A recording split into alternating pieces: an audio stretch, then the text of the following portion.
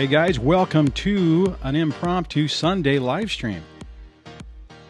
Wanted to jump on and chat about a topic that just recently has been coming up a lot lately, of second guessing yourself, questioning whether you made the right decisions, and struggling with that.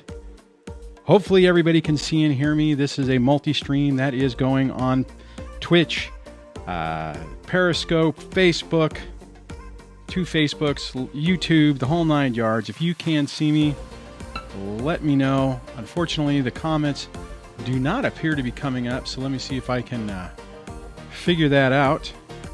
So I might have to pull up a page because this does not appear to be working. Let me just pull up a different app here real quick. See if it'll pop up. I see some stuff here. Oh, there we go. It's starting to work now. All right, I see somebody. I see Tara. Anyways, hopefully you guys are having an outstanding Sunday. Hopefully you are having a good end to the holiday break that I hope you all have had. I was fortunate enough to get Thursday and Friday off. I took Friday off, so that was nice. Have my nice Americano here to keep me warm. Weather's still a little bit weird, but all the snow has gone, which is great. So I see a 1. So I think everybody can hear and see me. So what I wanted to pivot on to, well, actually, okay, let me do this because I forgot. Because I haven't done it in a while. But the normal disclaimers, I am not a therapist. I'm an individual, much like yourself, who has struggled through a toxic, high-conflict divorce with kids. And I've developed some tips and techniques that have helped me that I share with you to hopefully help you through this. If you need mental health help, please seek out a mental health professional. Let's see, I'm trying to remember what the thing is. It's been a while since I've done that. So if this channel seems like it could be helpful for you, please hit the subscribe button, ring the notification bell so that you don't miss a thing. All right. Today's topic is going to be about second-guessing yourself. I was chatting with a couple of people over the last couple of days, and this has been a reoccurring thing that's come up. And I do understand it, and I think it's important to chat about, because you can fight so hard for a solution on this, to try to break through to your ex, break through to your children, even break through to other people who are, family and friends. And it can be incredibly tough. And I was talking with someone the other day who had a backslide. They had made some successes, but things have degraded with one of their kids. And the comment that had come up is, did I waste my time? Was it a waste of time to even try to break through, to maintain the relationship with their children, with their child?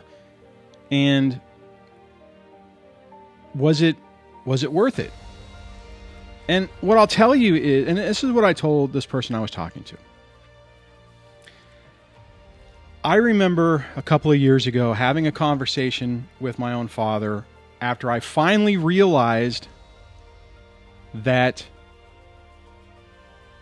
what I was living right now, or right then, was exactly the same thing. And what I mean by that is I was in a space, in a headspace, to where I was close to giving up on the kids. Giving up on the situation because the pain was just too great. And I just wasn't sure if it was going to work. I mean, you get into this situation where you're beating your head against the wall. You're trying, let me get comfortable here. You're trying to make people see. And I was sitting there. I was sitting in my house. I was sitting over there on the couch that you can't see. And I had this epiphany. I'm like, holy crap.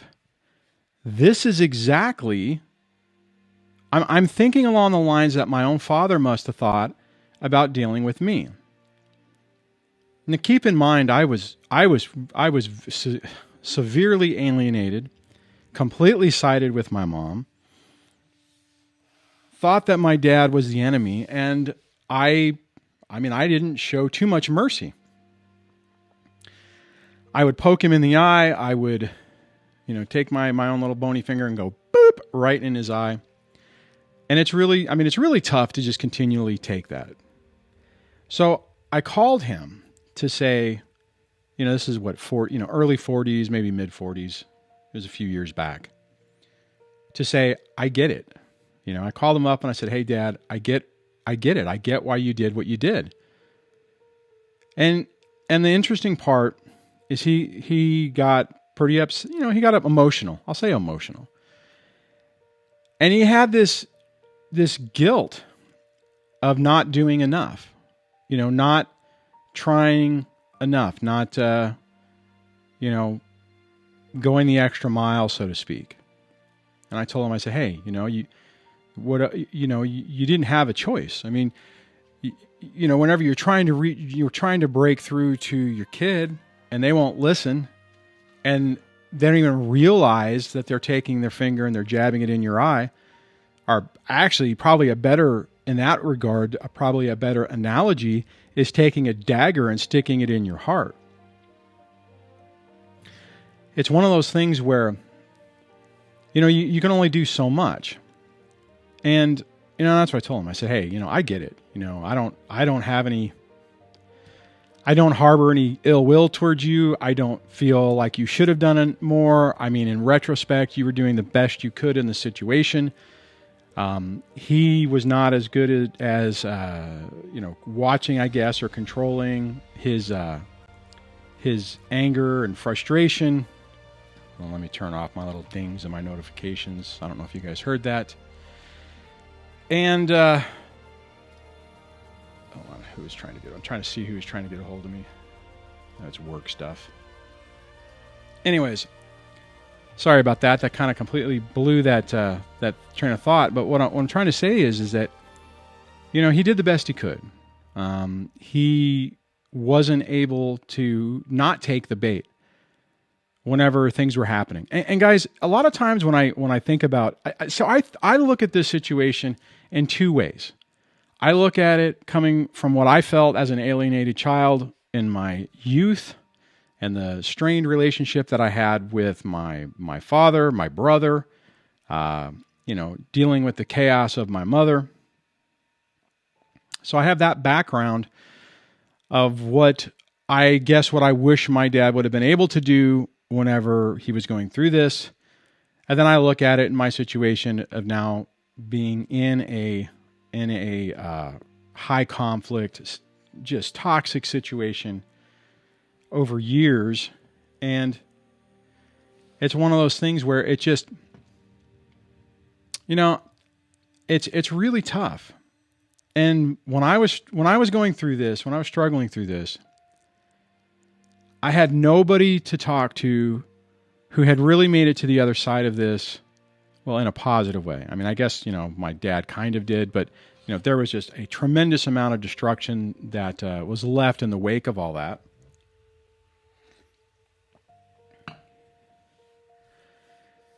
So there wasn't anybody who said, hey, you know what? I went through this. This is what I was feeling. This is what I was thinking. And this is what I did that worked. This is what I did that didn't work. Try this, right? Which is the whole catalyst for this channel. So what I would do is I would look at it and I would I would look at things and say, well, had my dad done something different? What could he have said differently that maybe would have connected to me? And that's pretty much how I approached it with my kids. Now, I did make mistakes.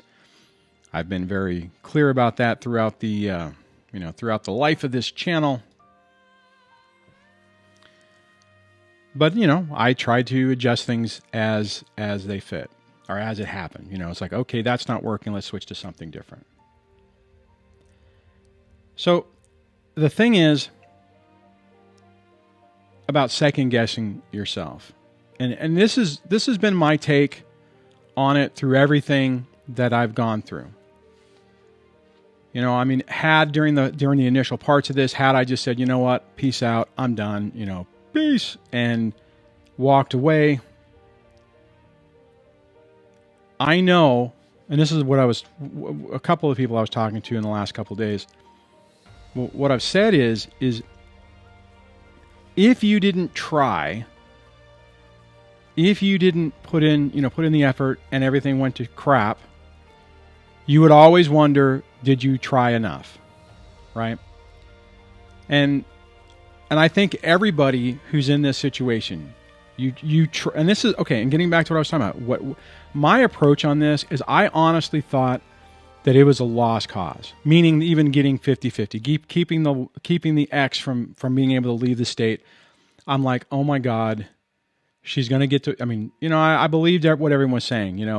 If you're a guy, you automatically lose. You can't ever win. They always side with the mom.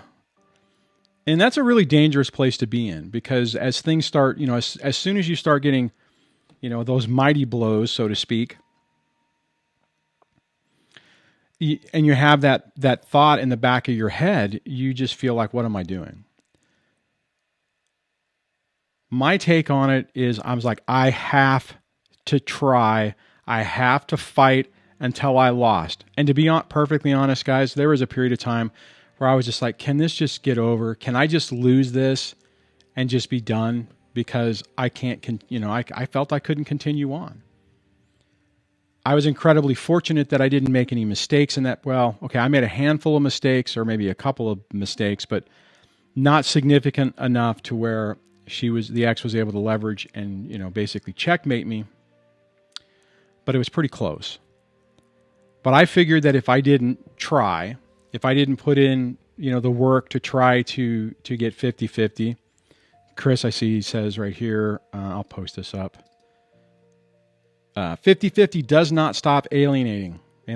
No, it does not. That is an excellent point. Whoops, that didn't work. Let me try that again. But I knew that if I didn't try, that if the kids turned into a train wreck and 5 or 10 years down the road, something horrible had happened, I would have always wondered, did I not do enough? Did I not try enough? So for you out there who are in this struggle and you fought and you lost, you tried. Just because you step into the, the batter box or whatever, doesn't mean that you're going to be victorious. It doesn't mean you're going to win.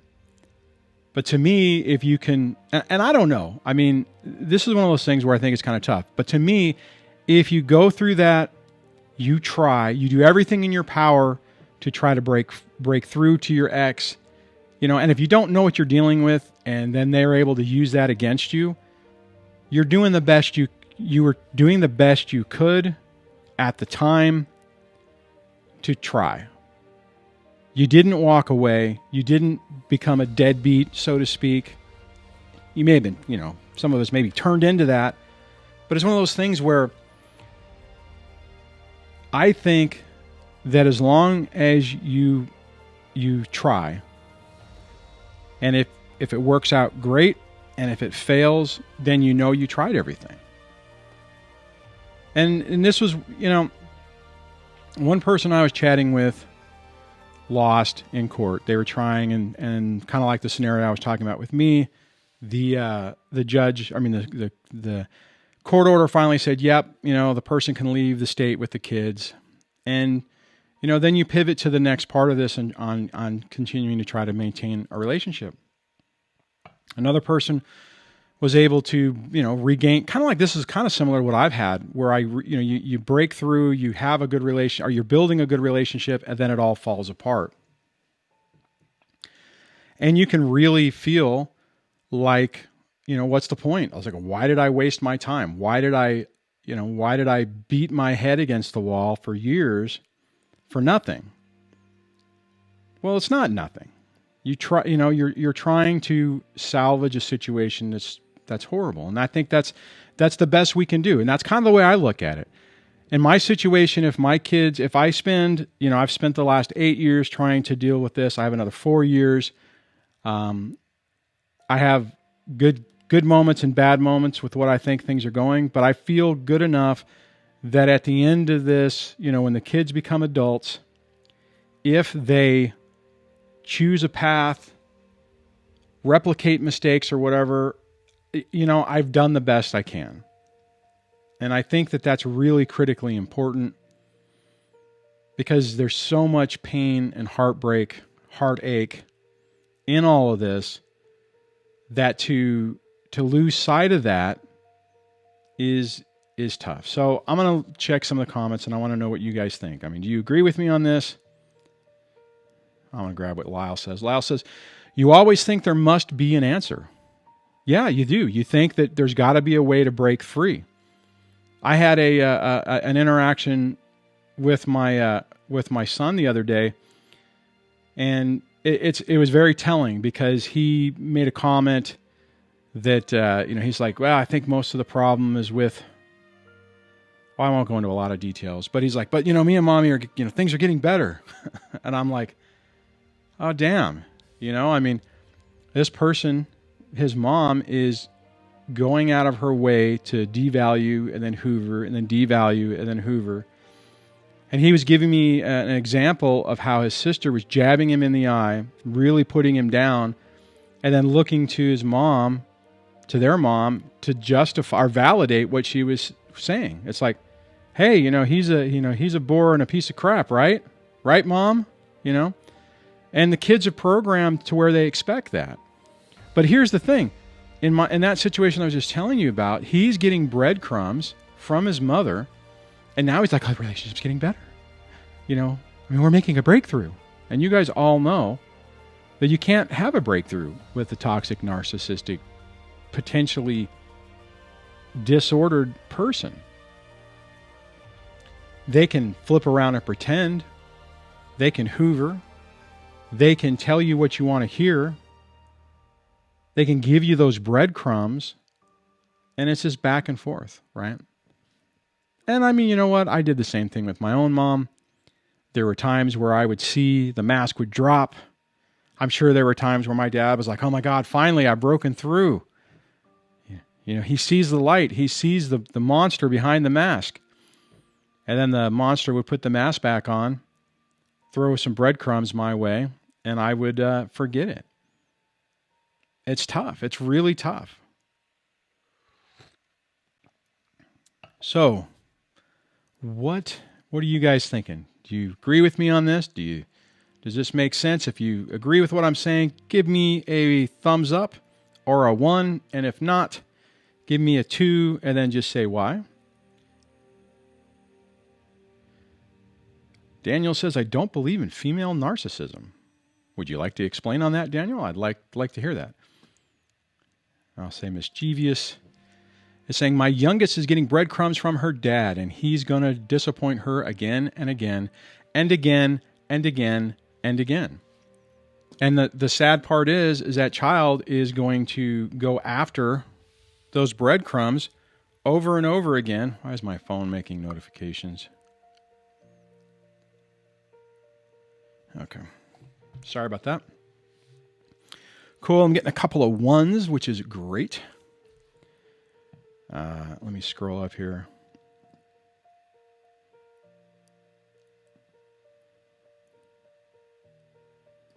Oh, Tara says, did that go through? Didn't go through. There it goes. We keep thinking the is must. Wait a minute. We keep thinking there must be an answer, but the answer is hard because you're not going to get an answer, no closure. Yeah, and part of the problem with that is we look at it in a way that, let's see, can I make this? This font's driving me crazy. We look at it in a way to where we just don't,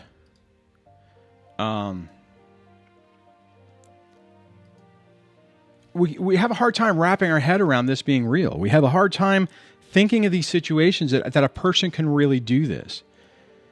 You get stuck in this mode to where you're like, there's no way. There's no way that somebody I loved that said they loved me would do this. There's no way somebody who cares about their child would try to destroy the relationship they had or have with another parent. MH76 says, let me look at it over here. Narcissism have no gender. I think it's more difficult to recognize a female narcissist compared to a male narcissist. I think it's more common for a female to be covert. And covert that's the key right there, right? Because whenever they're covert, and guys can be covert too. So let me just put that out there. And anybody who, I'm going to pause for a moment. Anybody who had a covert narcissist male, or let me back up. Anybody who had an overt narcissist male or female, be incredibly cautious after it, because there's a high probability that you will find a covert narcissistic person who you will compare it to the overt traits. And they don't do the same thing. So you could think, oh, okay, this person is better because they don't do X, Y, Z. But they're doing something different. So be very careful, because coverts are tough. Coverts will drive you insane because they vacillate back and forth through pretending to be a genuine human, to really care about you, to not, to putting you down, to then saying in a way that, oh, I'm not putting you down, I'm just trying to help you. I was having a conversation with my son about that the other day. His mom went, boop, poked him in the eye on something. So I can't remember what the details were. And we all know, anybody who's dealt with a covert knows how it is. As soon as you go, hey, that's effed up. Why would you say that? Oh, I'm not. Why are you taking it like that? I didn't mean it like that. I was just trying to be helpful. I was just trying to give you an observation on how you could be better, right? And they do it in that way to where you're like, your brain goes, oh, okay, something's wrong with me because I'm just being overcritical. I'm being oversensitive to this, and it's not real. It's not real, so that they really do care. They're really trying to be helpful, and man, why am I being so stressed about this? And I had this with my ex. Oh my God, there were times where she would take and poke me in the eye, and I would be like, take it as an argument, and then it would be like, oh no, that's not what I meant. Why do you have to take everything so bad? Right? Like that. And then I would be like, oh, I'm sorry. Yeah, you're right. I guess I'm just, I'm oversensitive. I apologize. So, all right, let me look where we are. I see some comments. I wonder, is anyone able to comment on Facebook? I do not see. I am streaming this on my Facebook page. Actually, you know what I'm going to do? I'm going to try to see if I can jump onto it on Facebook and just make a comment and see if it actually replicates. Maybe it won't. Maybe it will. I don't know. So I got to turn this down. I see this is a test. Let's see if that pops up. I don't think it is, to be honest. I think it's going to... oh, it did. It did pop up. Wow, that's weird. Okay, so in theory, if you're on Facebook, then I should be able to see your comments. However, I don't see... Brian, a couple people posted some stuff, and it didn't pop up. So I don't know. That's kind of annoying. I'm not sure why. I might have done something wrong on that. So if you're on Facebook and you want to jump in the conversation to where I can actually see it, jump on YouTube on the live stream, and we can go from there. So it would be nice if this actually worked. I guess I can turn this off, because I only see in all this, I only see one Facebook thing. So,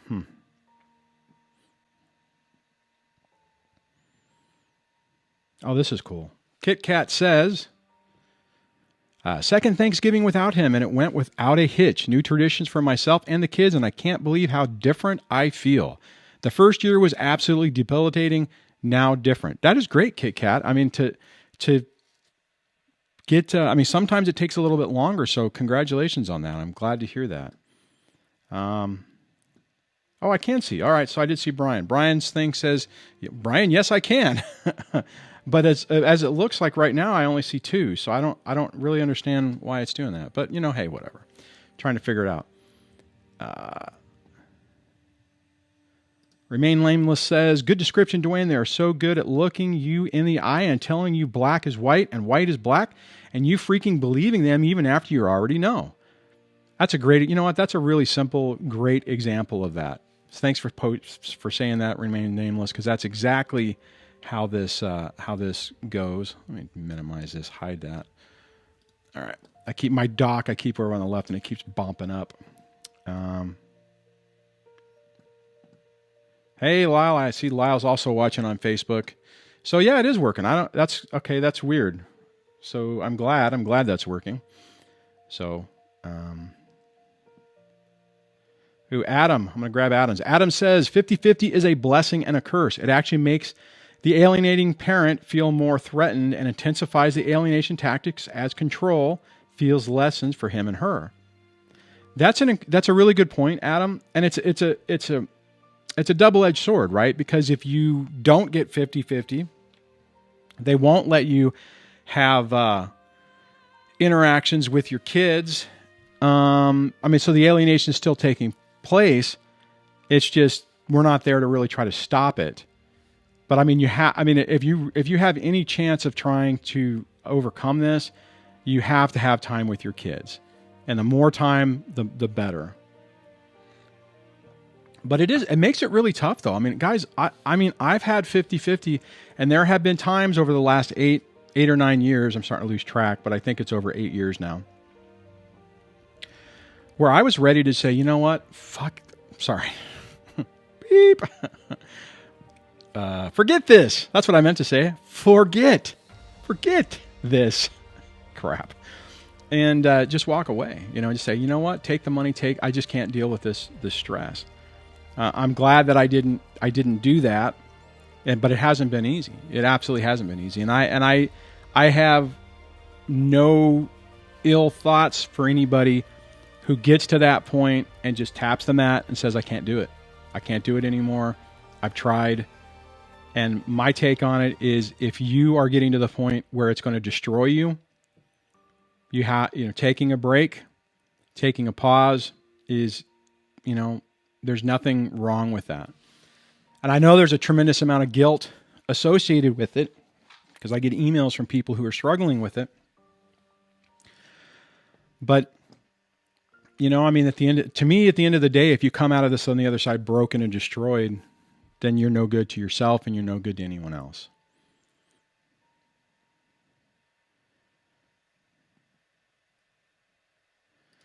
HitCat asks a question. It says, what is the voodoo feeling I sometimes get, voodoo doll feeling I sometimes get?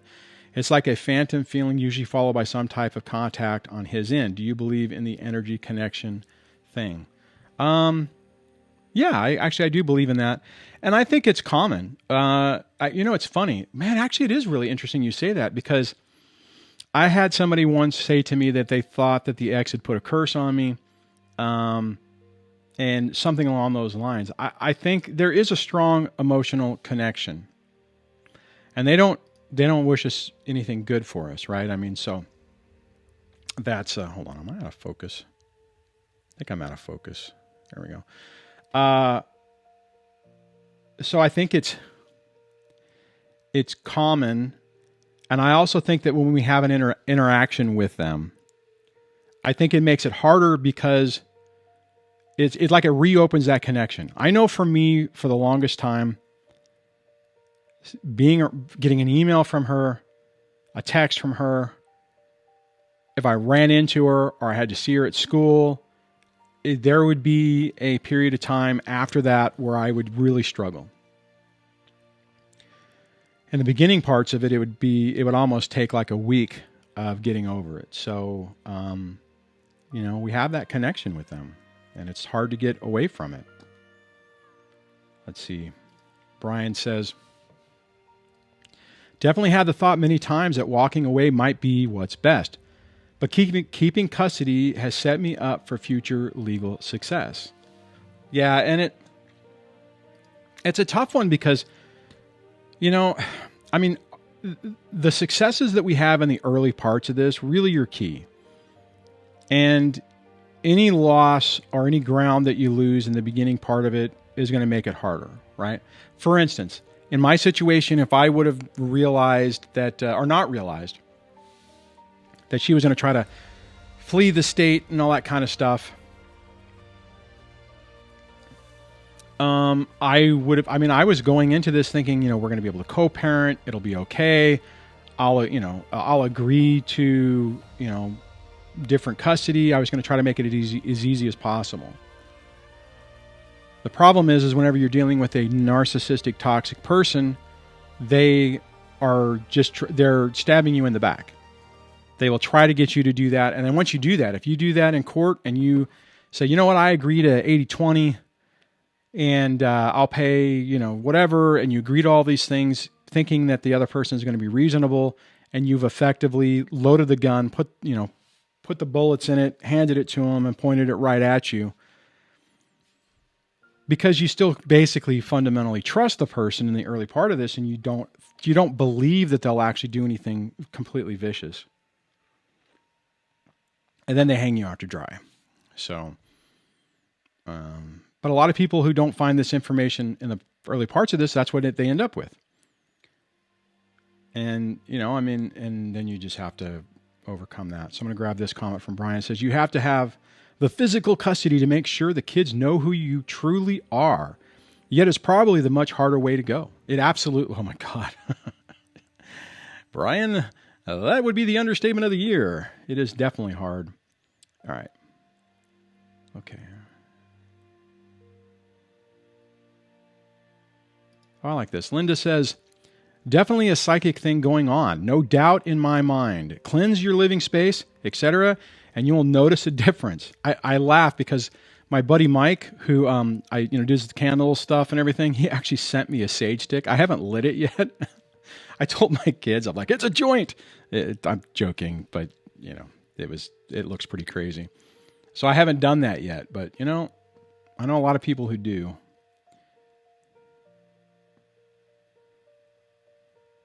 Let's see.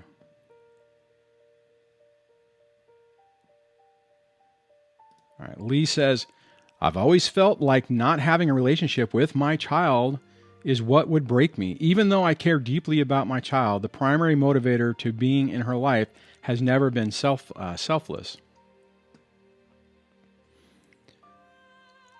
I think the thing is that these people target everything that they think is important to us, and they systematically try to tear it all apart to try to break you.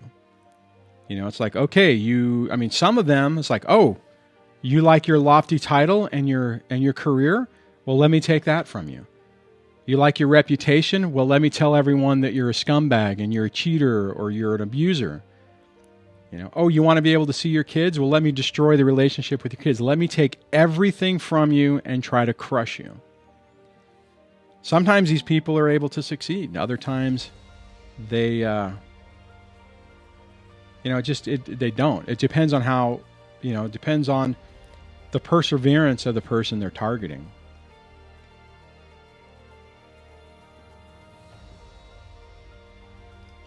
Correll, if I'm saying your name correctly, says, I was dragged into a custody battle after false allegations of domestic violence. Still negotiating. My attorney tells me suing for defamation would not give me the desired result. Your take? Correll, the problem is, I think your attorney is probably right. I have not known anybody who has been able to successfully do that. And it just costs a boatload of money. So, and the other problem is we end up, we want justice. We want the person to pay for what they've done. And we start grasping at straws on how to achieve it in the way that we think that it should come out. I spent a lot of time in that myself. I wanted to expose the ex. I wanted her to be dragged through the town square, the red N painted on her head.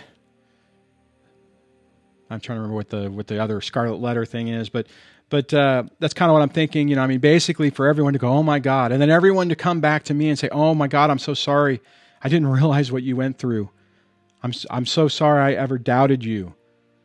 And unfortunately, it doesn't happen most of the time, right? And going that route, you can feel like you're holding them accountable. And this is what happened with me. I mean, I didn't have the money to try to do a defamation suit or anything like that. And I didn't even have the money to try to drag her back into family court. I was basically financially ruined.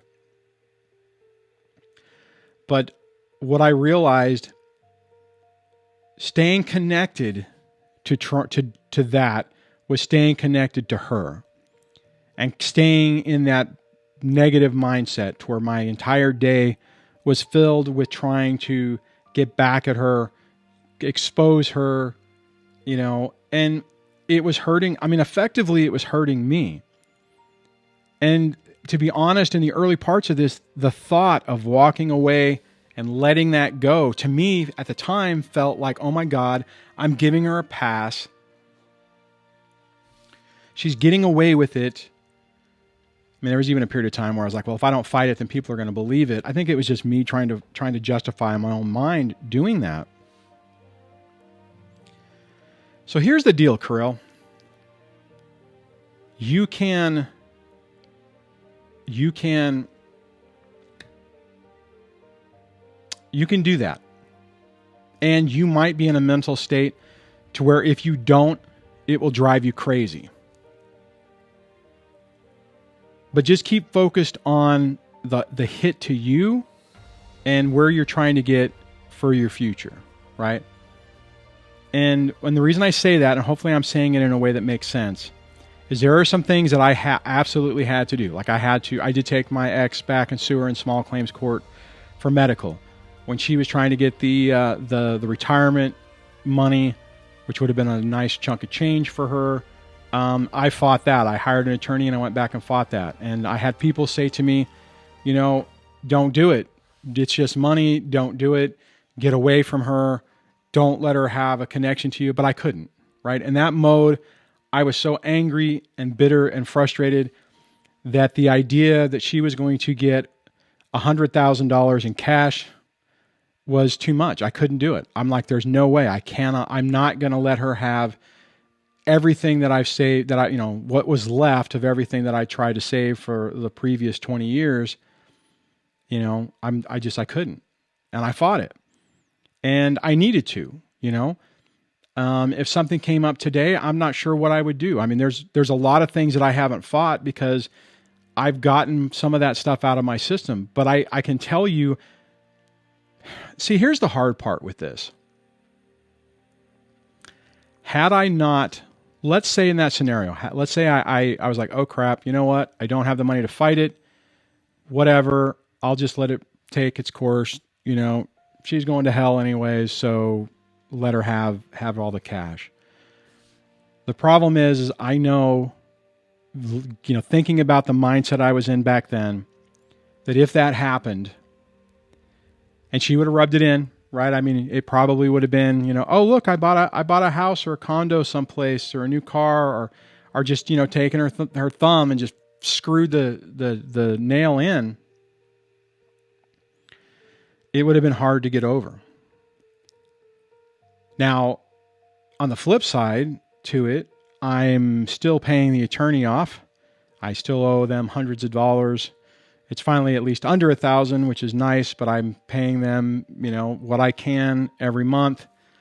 Luckily, they're not vicious about it. They're not, they haven't tried to hang me out to dry, but I'm still, I'll send them $50 or $100 this month. Probably, I don't know what I'm going to do. And that was 4 years ago? That was before the channel. That was 5 years ago, and I'm still paying that down. It's tough. I mean, it's just, so Correll, you got to just decide, what's right for you. My hope would be that you would realize it's not worth it and just start trying to rebuild your life. But none of us are ready to do that until we're ready to do that. That makes sense. Okay, I'm going to scroll up.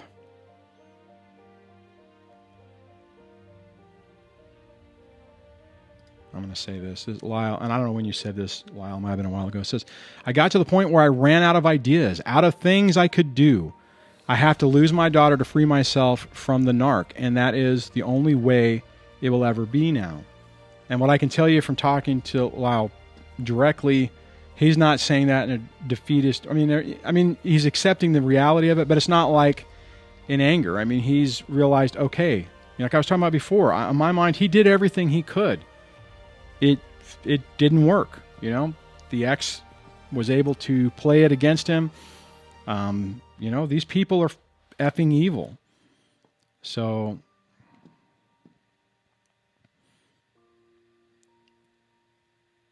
okay, I'm just looking at some of the comments.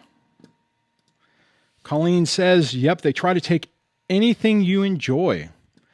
They do. I made a video a couple of weeks ago where I was talking about how I stopped doing the photography thing because she was going after the gear. And it was one of those things where talking about, what you can or can't do at the time. I should have said, whatever, grabbed the stuff and went out and took photographs and did the things that make me happy. The problem is in the back of my mind, I was like, she's going to find a way to get this. I'm going to have to get rid of it.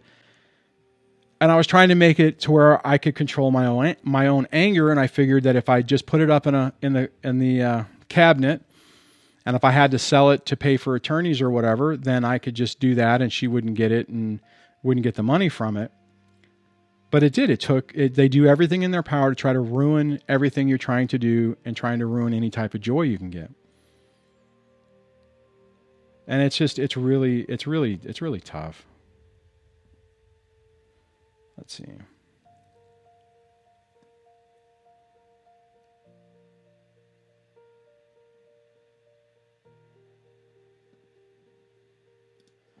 Lola says, why is he gaslighting the mother of his children?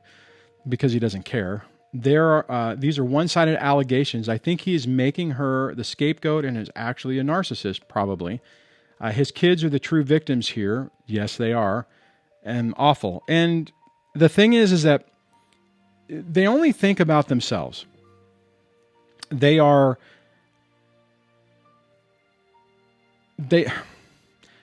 Everything that's going on, that's everyone else is being affected, they don't care. It's them justifying or validating their own narrative. And if it's hurting their kids, they don't care. If it's destroying another person who's a parent, the parent of their child, they don't care. It's like they are looking to win, and they're hell-bent on it.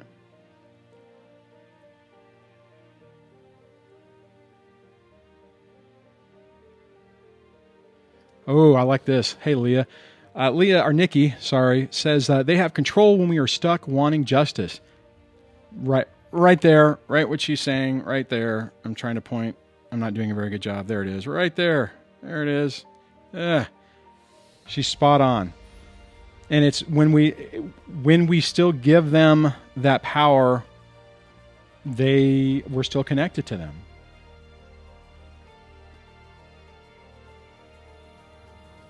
Divorce Papa says there is just the law and it is unfair. There is no justice in this. Yeah. And the thing is, guys, here's the flip side to this, the way I look at this. These people, so James can add another tick on that one, only want to stay connected and have control. And the more we fight with them, the more that we're focused on them, we're giving them that control. It's whenever we start to really, truly walk away, when we look at things in a different way, when we say, you know what, I'm not giving you another ounce of brain space, another second of my time. I'm done with you, and I'm moving on to live my own life. I mean, for instance, like in Lyle's case, if when he finally gets to the point where he can move someplace else, it will probably, he may never see it, but more than likely it will drive his ex crazy if he is living his life and having fun and she hasn't destroyed him. Actually, it wouldn't even be surprising if then she tries to reach out to him about something, or about something with their daughter or something, because that's typically what these people will do.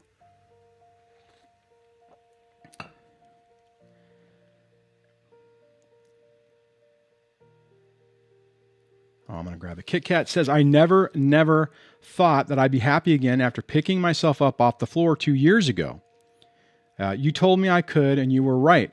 I followed your blueprint, and toxicity has dried up. Oh, that is so awesome. Thank you so much for saying that. I'm really glad to hear that, Kit Kat. It's always nice to get those successes so other people can see that there is life after this. Oh, that's a good point. Kris says the court systems allows them. Let me try that again. The court system allows them to get away with everything. The system is too slow for justice. That is an excellent point.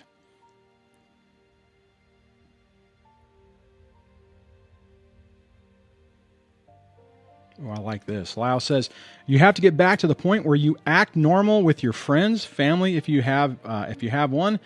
You have to control your future.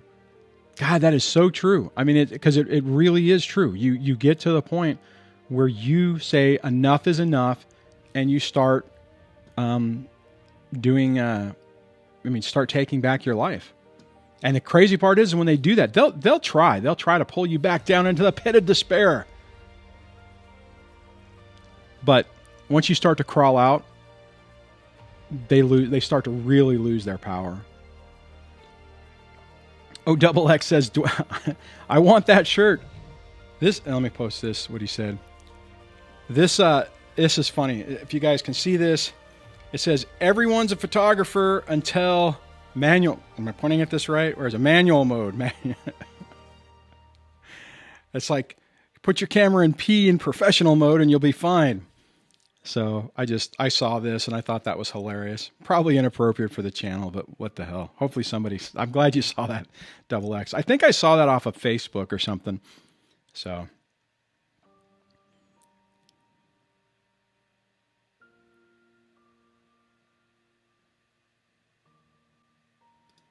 Adam says, I guess that's really called complex PTSD. Yeah, that's a lot of what we're going through. Is you've been so traumatized by this situation that it really negatively affects you. How are we doing time wise? We're coming up on an hour. We'll kill this around the hour mark.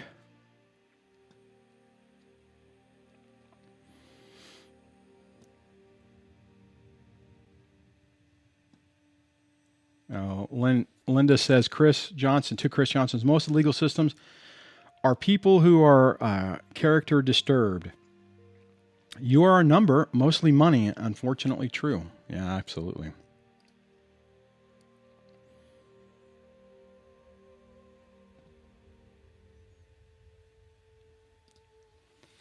Davey Mack says, Dwayne, how do you get to the point where you stop missing the good times, even though you know what's behind the mask? It's honestly, Davey, it's reminding yourself of the reality of what's going on.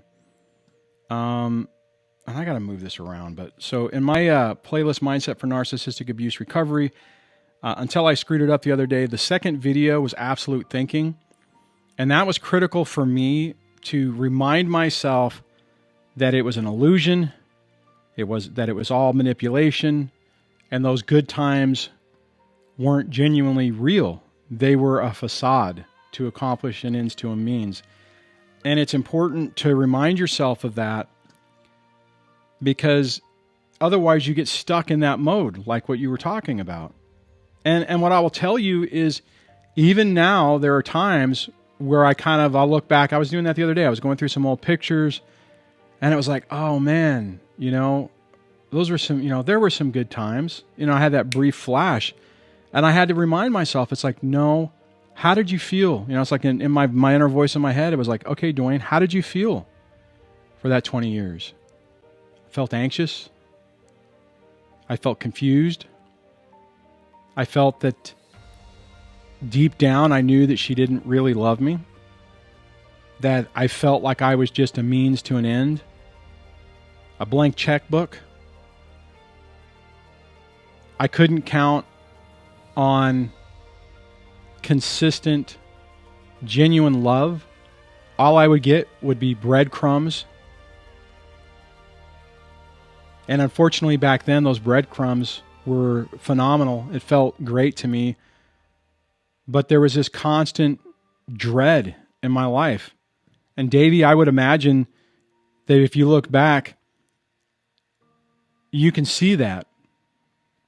In the early part of it, it's tough because you'll look at it and go, well, she would make me tea every once in a while.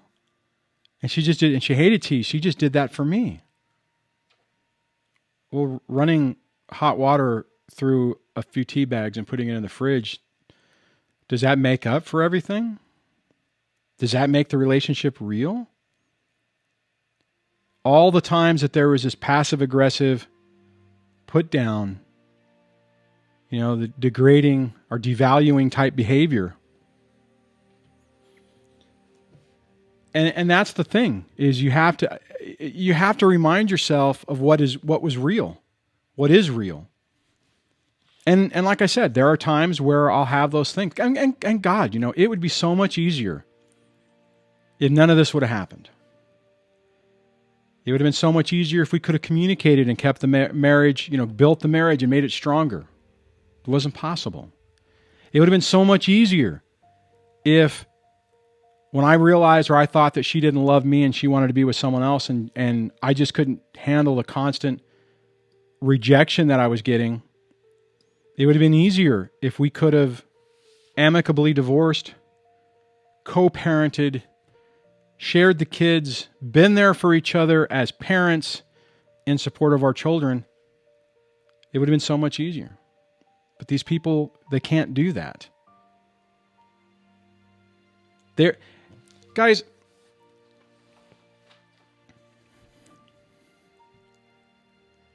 we talk about wanting justice. We talk about wanting fair play.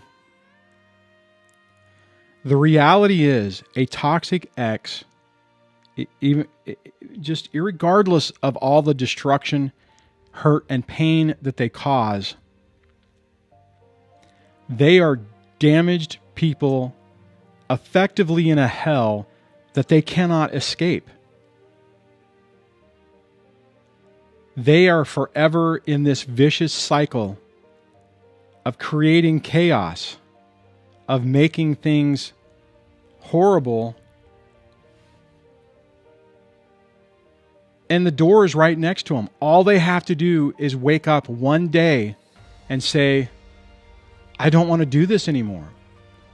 But they are so caught up in their own guilt and shame and hate, the hate of themselves, feeling like they don't deserve anything positive, to where they're just in this vicious cycle.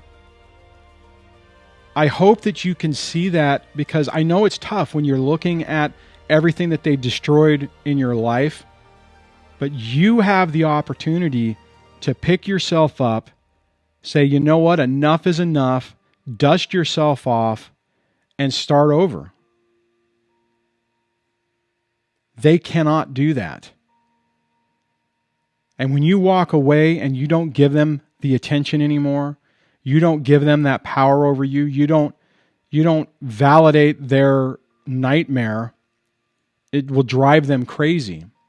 Now, sure, if you are living your life and they can turn around and say, like in my situation, if the ex was able to say, well, Dwayne doesn't really care about the kids. All he cares about is his own stuff and his electronic toys and cameras and he doesn't care about anything else other than himself. Well, whatever. If she wants to effing say that, I don't care anymore.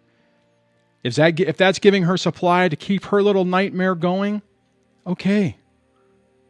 I don't want to play her game anymore. I don't want you guys to play that game anymore. I want you to break free. I want you to see the glimmer of light, see the light shine through the clouds and say, over there I can get out. And I'm leaving. And I'm not going to play this anymore. And if you can drag your kids with you, great. But if you can't, if they tear them up, if they tear them from you, destroy that relationship, leave the light on so maybe they can find you at some point and get out of their own hell talking about your kids. But they're stuck there. It's almost like a heaven and hell type of thing. They're stuck in hell. And they're going to replicate the same thing. They're going to find someone else and do it again and destroy someone else. Or they're going to focus on the kids. Or they're going to do it at people at work. Or they're going to do it to their friends. They are stuck in chaos. They cannot get out of it. Hopefully you don't mind that little rant.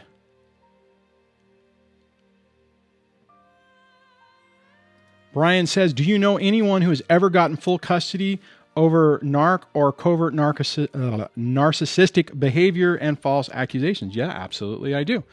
And the main one I think of, is I'm going to go over here, and that would be Alex Falcone from The Proper Person.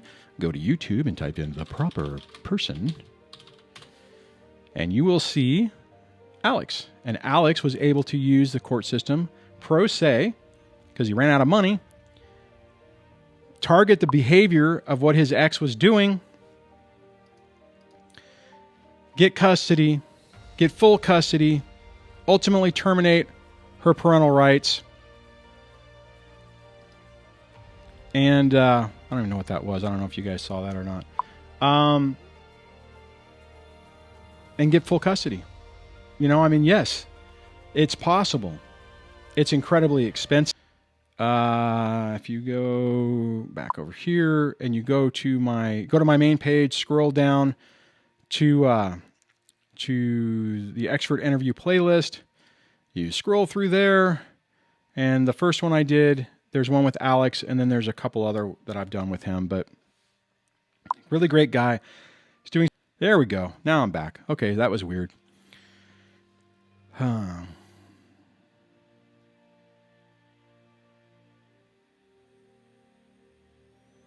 I'm looking at the...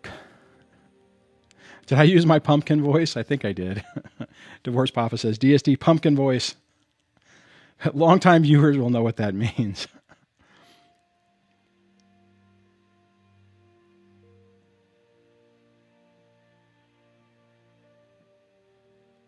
All right.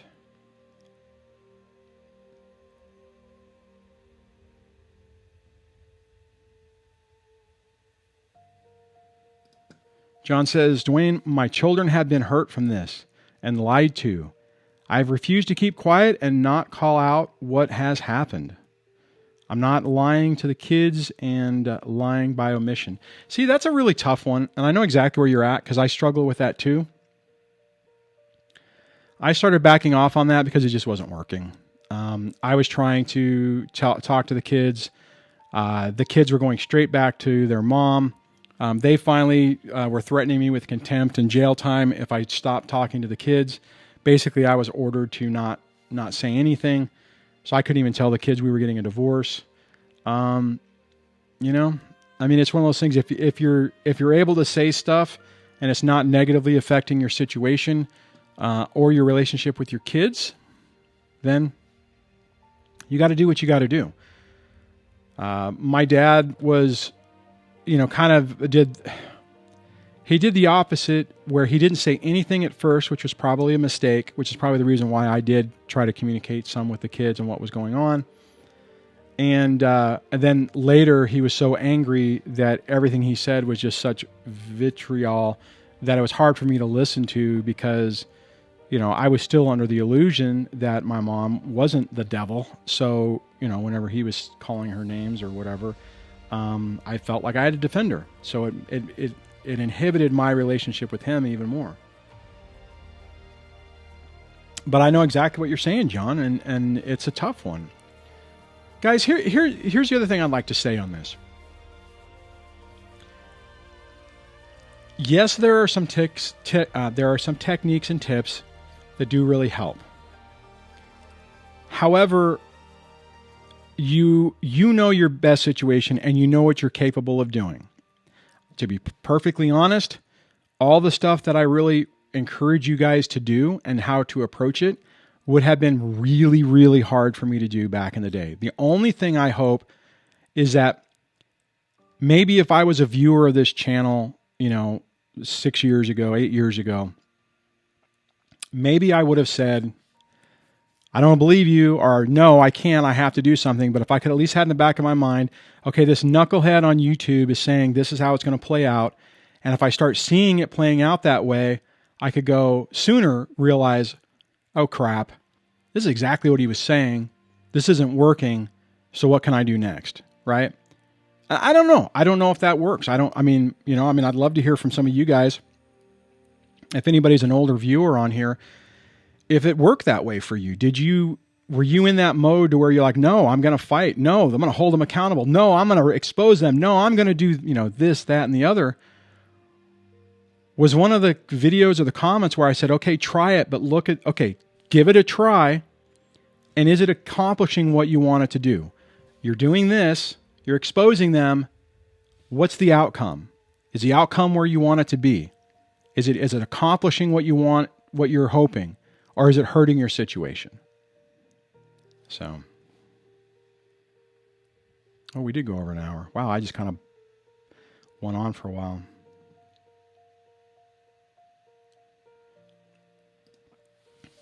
Sunshine says, my husband turned my 15-year-old against me. Now son argues with me more.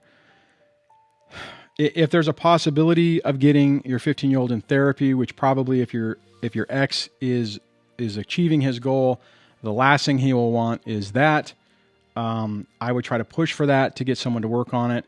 And then what I would recommend, Sunshine, is what you need to do is you need to sit down with your son and have a conversation and say, hey, buddy, or whatever you call him, let's sit down and talk about this, and let him say what's going on, what he feels, and don't jump in and defend yourself. So he's arguing with you now, and he could be it could be that dad is saying you're a scum and you've created all this, and he doesn't know how to feel. So he's trying to make it real in his own world, right? So he's like, so if he pushes on you and you lash out at him, it validates what dad is saying is true. Dad's true, mom's bad. But have that conversation where you don't completely defend yourself and say, hey, Jimmy, whatever his name is, Billy, hold on. Uh-oh, what do I got going on here?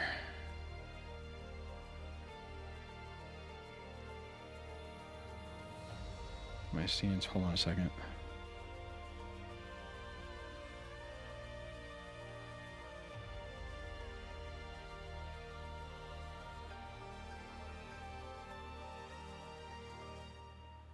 Okay, sorry. One of the mods is trying to tell me something. I'm not exactly sure what's going on that. I'm sorry. Let me finish this thought. Sit down with him and have him talk to you about what's going on. Talk about what he's feeling. Don't defend yourself on it. Don't say, well, you shouldn't feel that way because, your dad did this, or how do you think I feel, or whatever. Listen to him. Let him be heard. Show him that you really care how he feels and what he's thinking, and see how that goes. Now, don't expect that you're going to do that one time and you're going to have a huge breakthrough. It's going to take iterative effect on this to see what's going on. Let me know, Sunshine, if that was helpful, and I apologize that I got sidetracked on that. And I'll see if I can figure out what's going on with this other thing.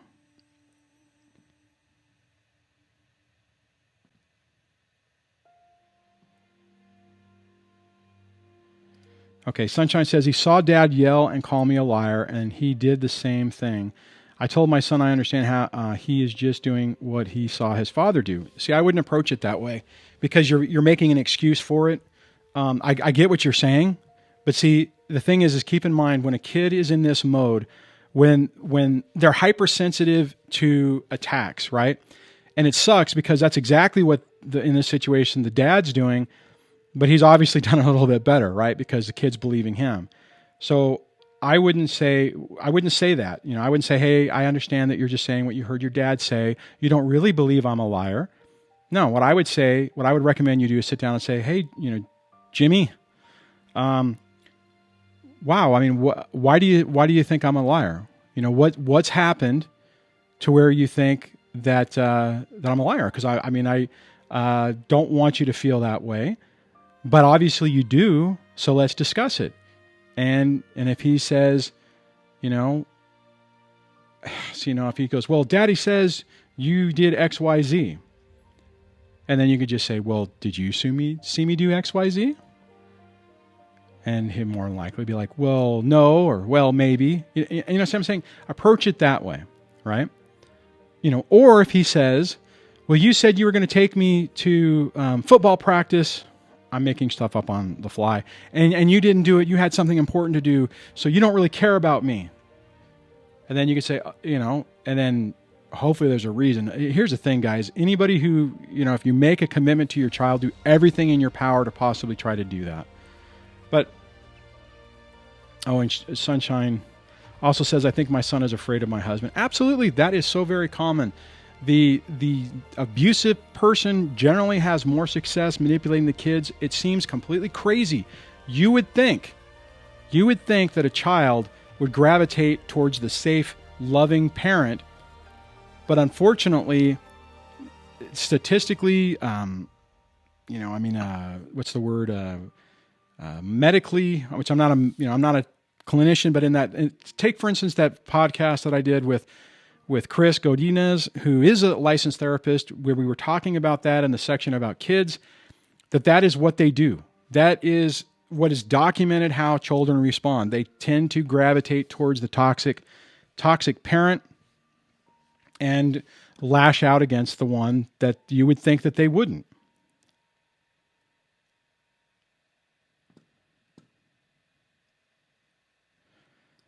Sunshine says, he says I'm a liar because of something I said that he twisted around a lot like his father does. Well, okay, keep in mind, I'll leave that up on the screen for a minute. Kids in these environments, and this is what I'm dealing with myself, they pattern behavior, right? So when they see certain type of techniques in use, like what you're just talking about, they will use them. And it's tough. This is going to take a long time to sit there and work on the communications with it. And this is, if you've been on the channel before, you've heard me talk about how in this stage, the stage you're in right now, Sunshine, is you end up taking a lot of a lot of knife stabs in the back, a lot of slaps in the face, verbally or, figuratively, And what happens is we have to be stoic.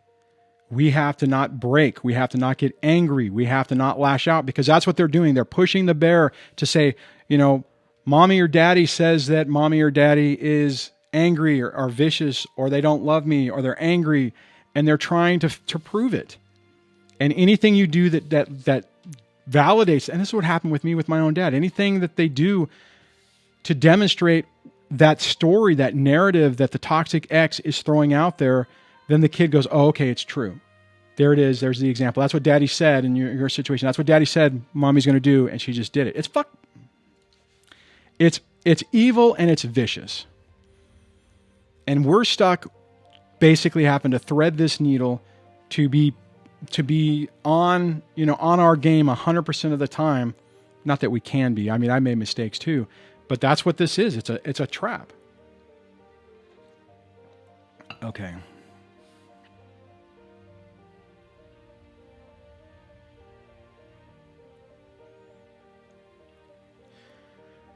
All right. I think I'm going to wrap this up. We've gone for a little over an hour. So I appreciate you guys hanging out with me. If you're new to this, please subscribe to the YouTube channel. Follow me on Facebook. There's actually a few people on Facebook. Awesome. And I hope you have an outstanding rest of your Sunday.